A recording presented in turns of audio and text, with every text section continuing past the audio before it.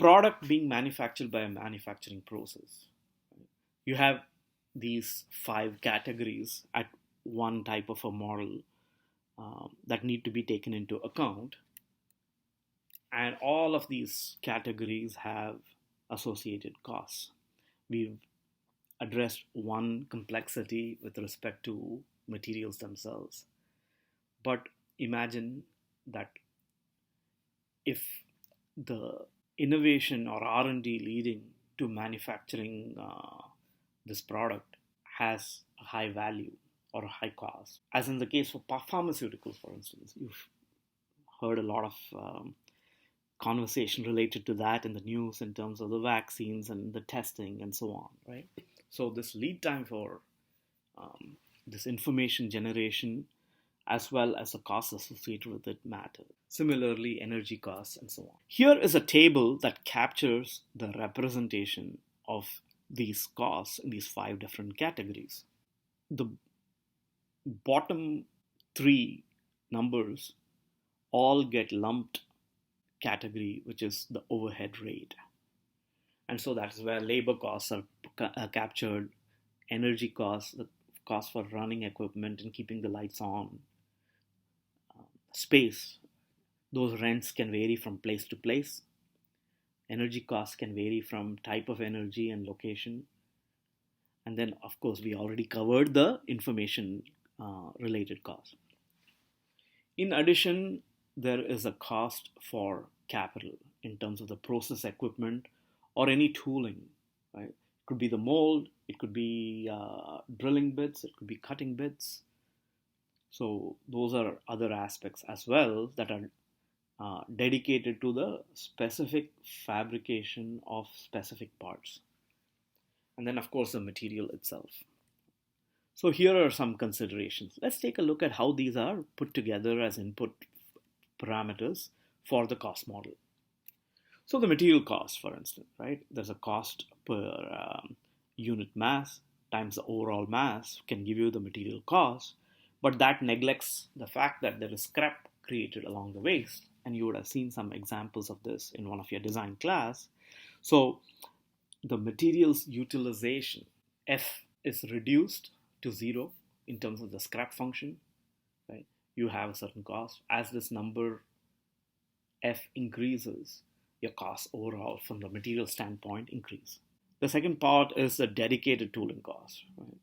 It can be amortized or distributed over the number of parts that are created. So if you had a mold and you created 100,000 parts, the cost is distributed over 100,000 parts. So as n increases, this cost per unit part comes down. But if you're only making 500 parts, then you have to see what considerations go into the cost of the tooling, because that affects the overall part cost. So then the capital cost of the equipment, so it might be a molding machine as opposed to a die. So that's what is meant by the term non-dedicated equipment. So that really depends upon the production rate over here, okay, and the time to write this off, which is the parameter at the bottom. There's also a term called load factor, right? Is it used 24 hours a day, 7 days a week, 365 days of the year, or is the shop closed for some of the time?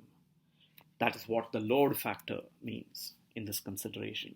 The more the equipment is used for a given time, obviously, the better it is from an accounting perspective in terms of being able to write that off. From engineering economy, do you remember what is the term for being able to write off something from an accounting perspective? Think about that. So it comes into play in this consideration. And then you have this overhead rate, which contributes to the overall cost, and it includes things like capital, energy, labor, and so on, rent and things like that. So to recap, you have a term that controls the material costs. There's another term that controls the tooling costs, and there's another term that controls the overall rest of the cost. The material themselves depends upon the use fraction, the efficiency of, so the scrap function over here. The dedicated tooling cost depends upon the batch size, and the rest of the costs, including overheads and capital, are really dependent upon the production rate. So those are the three concepts that go into the specific model that is available in Granta EduPack. Let's take a look at how this is in play for looking at three different processes that are used or potentially used for that connecting rod problem that we saw in the previous lecture. So sand casting, die casting, pressure casting. Things like the overhead, capital write-off time, load factor, and the material are really not dependent upon the process. And so we keep them constant for right now.